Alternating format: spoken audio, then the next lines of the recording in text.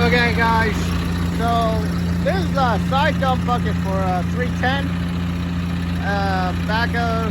We have it on a quick attach, a John Deere Pro, but this is a, I think this is a JRB, but anyways, here's the grease certs.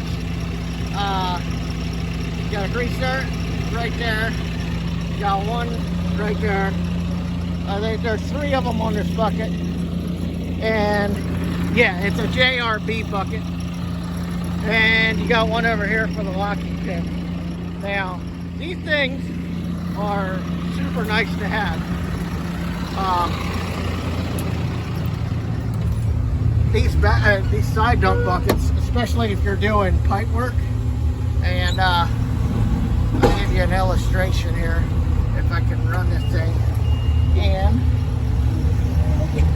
close the store here. So